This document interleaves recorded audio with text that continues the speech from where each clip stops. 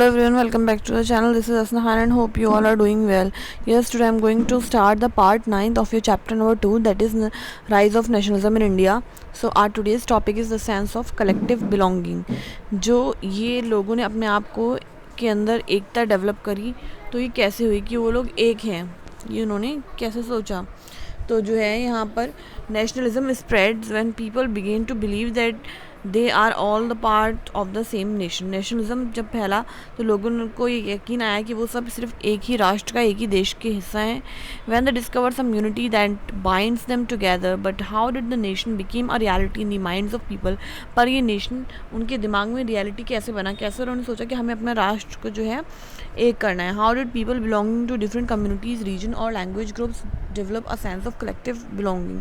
तो कह रहे हैं हमारी कंट्री के अंदर मतलब जो इतनी डाइवर्सिटी थी, अलग अलग कम्युनिटी थी, रीजन्स थे, लैंग्वेज थी, पर उसके बाद भी ये कलेक्टिव बिलोंगिंग का थॉट जो है कैसे डेवलप हुआ. This sense of collective belonging came partially through the experience of United struggles. तो आप कह सकते हैं लोगों ने यूनाइटेड स्ट्रगल्स बहुत करी जिसकी वजह से कलेक्टिव बिलोंगिंग आई. But there are also a variety of cultural process through which nationalism captured people's imagination. But बहुत से कल्चरल तरीका था जिसकी वजह से नेशनलिज्म जो था वो लोगों की इमेजिनेशन में डेवलप हुआ कि उनको यूनाइट होना है. History and fiction, folklore and songs, popular pins and symbols all played a part in the making of nationalism. तो चाहे आप हिस्ट्री ले लीजिए, इतिहास ले लीजिए देश का, या कहानियाँ जो हम बचपन से सुनते आ रहे हैं, जो गाने हम सुनते आ रहे हैं, और बहुत से प्रिंट यानी कि बुक्स या चीज़ें थी या सिम्बल्स थे वो हम सब लोग देखते आ रहे थे, तो हमें वो अपने लगते थे या हमारा उनसे जुड़ाव था. The identifier of the nation, as you know, is most often symbolized in a figure of और इमेज. कह रहे हैं जब भी लोग नेशन को आइडेंटिफाई करते हैं तो कोई उसको क्या देते हैं, सिम्बलाइज करते हैं, कोई फिगर बनाते हैं, कोई इमेज बनाते हैं दिमाग में अपनी, या फिर आप कह सकते हो पर्सोनीफाई करते हैं. This helps create an image with which people can identify the nation. इससे क्या होता है, इमेज जब बनती है तो लोग जो है अपने राष्ट्र को आइडेंटिफाई कर पाते हैं, पहचान कर पाते हैं. It was in the 20th century with the growth of nationalism that the identity of India came to be visually associated with the image of Bharat माता. तो फिर 19th century में जब लोग आइडेंटिफाई करने के लिए कुछ ढूंढ रहे थे तो फिर एक इमेज आई जिसको हम लोग भारत माता के नाम से जानते हैं. The image was first created by Bankim Chandra Chattopadhyay. पहले बंकिम चंद्र ने इसको बनाई थी. In the end 1870s he wrote Vande Mataram. 1870s के लास्ट में उन्होंने जो है वंदे मातरम लिखा था as a hymn to the motherland, जिसमें मदरलैंड की ही बात करी गई है, तारीफ़ करी गई है. Later it was included in his novel. बाद में उन्होंने अपनी नॉवल आनंद मठ में भी इसको इंक्लूड करा. एंड वाइडली संग during the Swadeshi movement in Bengal. और बंगाल में जो स्वदेशी मूवमेंट चल रहा था बहुत इसको गाया गया. Moved by the Swadeshi movement, Abanindra Tagore painted his famous image of Bharat माता. और जब ये मूवमेंट चला था जो उनके मतलब ब्रदर थे अबनिंद्र टैगोर, उन्होंने इस भारत माता की जो इमेज थी उसको क्या करा, पेंट करा. In this painting Bharat Mata is portrayed as an aesthetic figure. She is calm, composed, divine and spiritual. और ऐसा पेंट करा गया जिससे उनका फिगर कैसा लग रहा था, एस्थेटिक लग रहा था. बहुत ही आप कह सकते हो जिसको आप अगर हम माता कह रहे हैं तो उसको माता माने. वो सारी खूबी उसके अंदर दिख रही थी, कितनी शांति, कितनी कंपोज, कितनी डिवाइन लग रही थी वो image. In subsequent years the image of Bharat माता एक्वायर्ड मैनी डिफरेंट फॉर्म्स. फिर आने वाले कई सालों तक जो है उसमें थोड़े थोड़े चेंजेस होते रहे, डिफरेंट फॉर्म्स में वो इमेज देखी गई. As it circulated in popular print, जैसे जैसे लोगों ने प्रिंट में इसको सर्कुलेट करा दूसरों तक पहुँचती गई. And was painted by different artist. और बहुत ढेर सारे आर्टिस्ट ने उनको पेंट करा. Devotion to this mother figure came to be seen as evidence of one's nationalism. और लोग इससे इतना अटैच होने लगे और कितना मानने लगे इस मदर फिगर को. और ये एक इस चीज़ का आप कह सकते हो सबूत है कि ये लोग नेशनलिज्म को इतना ज़्यादा क्या करने लगे थे, अपने अंदर फील करने लगे थे. Ideas of nationalism also develop through a movement to revive Indian folklore. तो एक मूवमेंट चला जिसमें जो इंडिया की फोकलोर थी, पुराण कथाएं थी, उनको भी क्या करा गया, डेवलप करा गया कि हमें हमेशा वो याद रखनी है. In late 19th century India nationalist begin recording folk tales sung by bards and they टूड villages to gather folk songs and legends. तो फिर लेट 19th सेंचुरी में क्या हुआ कि जो नेशनलिस्ट थे उन्होंने रिकॉर्ड करना शुरू कर दिया, फोकलोर को गाते थे और फिर अलग अलग विलेजेस में जा कर के और बहुत सी फोकलोर जो थी वहाँ की उन्हें इकट्ठा करते थे. These tales they believe gave a true picture of traditional culture. कह रहे हैं इन कहानियों से जो है हमारे कल्चर की सही इमेज जो है वो हमें मिलती है. कि हमारी संस्कृति कैसी है. These tales they believed gave a true picture of traditional culture and had been corrupted and damaged by outsiders. और कैसे बाहर की ताकतों ने इसको जो है नुकसान पहुंचाया है हमारी संस्कृति को. It was essential to preserve this folk tradition in order to discover one's Indian national identity. और इनको हमें बचा के रखना है अगर हम अपनी पहचान को बचाना चाहते हैं, अपने देश की पहचान को, क्योंकि इन्हीं से हमारी पहचान है.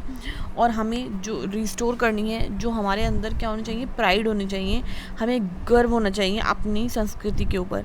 तो बंगाल में Rabindranath Tagore himself begin collecting ballads. तो उन्होंने बहुत सी, आप कह सकते हो, गाने जो होते हैं, बलाड्स जो होती है, एक तरीके की पोयम होती है, तो वो सब उन्होंने कलेक्ट करा. Nursery rhymes, myths and led this movement for folk revival. और ये मूवमेंट चलता रहा क्योंकि उनको जो फोक थी, पुराण कथाएं थी, उनको रिवाइव करना था, वापस से लेकर के आना था, उनको खोने नहीं देना था.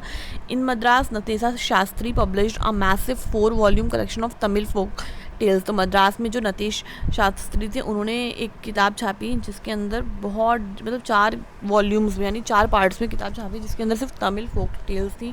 The folklore of southern India भी हम इन्हें कह सकते हैं. He believe that folklore was national literature. ये एक राष्ट्रीय, आप कह सकते हो, लिटरेचर है. It was the most trustworthy manifestation of people's real thoughts and characteristics.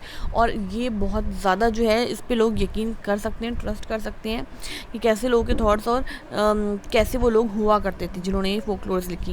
As the national movement develop, जैसे मूवमेंट डेवलप होता गया, nationalist leaders became more and more aware of such icons. तो लोग जो है वो अवेयर होने लगे इन आइकन्स के और सिम्बल्स के, इन यूनिफाइंग पीपल, और पीपल को यूनिफाई करने लगे, inspiring in them feeling of nationalism. और उनके अंदर जो राष्ट्र के लिए जो फीलिंग्स थी वो डेवलप करने लगी. During the Swadeshi movement in Bengal, a tricolour flag that is red, green and yellow was design. पहले ये 3 कलर का फ्लैग जो है डिज़ाइन करा गया था. It had 8 lotuses represent 8 provinces of British India.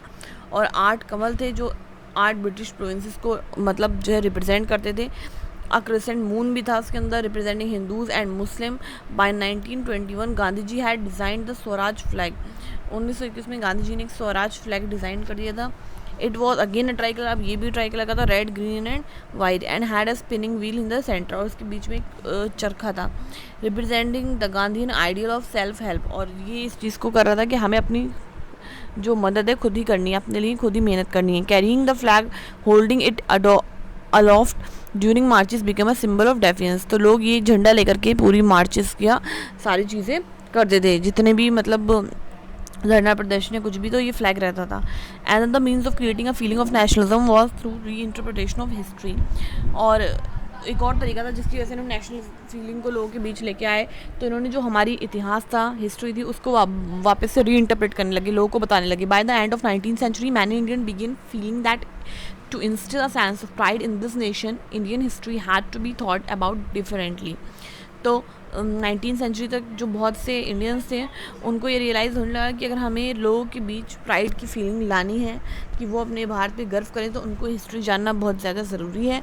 The British saw Indian as backward and primitive. क्योंकि British समझते थे हाँ, इंडियंस जो है बहुत ज़्यादा पिछड़े हुए हैं, बहुत ज़्यादा गरीब से सिंपल हैं, इनकेपेबल ऑफ गवर्निंग देमसेल्व्स. अपना खुद अपने आप को मतलब गवर्न नहीं कर सकते, अपनी देख रेख नहीं कर सकते. In response Indian began looking into the past to discover India's great achievement. तो फिर इंडियन हिस्ट्री पढ़ कर कि जो हमने अचीवमेंट करे अपने देश के लिए, वो सारे पढ़े जाने लगे.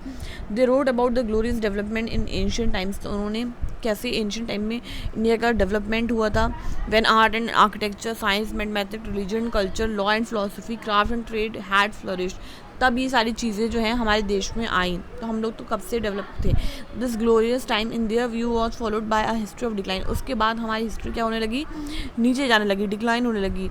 व्हेन इंडिया वॉज कॉलोनाइज्ड, जब ब्रिटिशर्स आने लगे. These nationalist histories urge the leaders to take pride in India's great achievement in the past and struggle to change the miserable condition of life under British rule. तो जब history लोगों ने पढ़ी कि हम इतने अच्छे थे, फिर हमारा डाउनफॉल होने लगा, तो इससे उनको रियलाइज़ हुआ कि नहीं, हमें वापस से जो है मजबूत बनना है और अपनी जो गरीबी है या दुख है उनको ख़त्म करके अपने लिए फिर से जो है हिस्ट्री अच्छी बनानी है.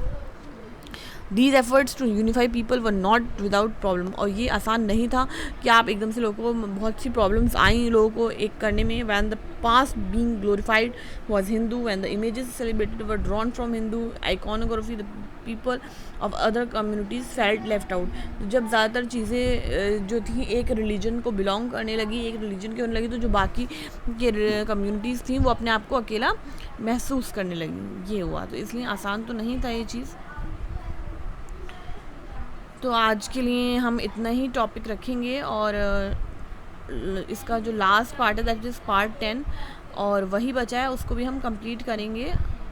और तब तक के लिए जो है आप लोग अपना ध्यान रखिए, और I will meet you in the next video in the next class. Till then take care. अगर आपने प्रीवियस वीडियो नहीं देखी है तो प्लीज़ उनको भी जाके देखिए, और प्लीज़ चैनल को लाइक शेयर सब्सक्राइब करिए. ओके.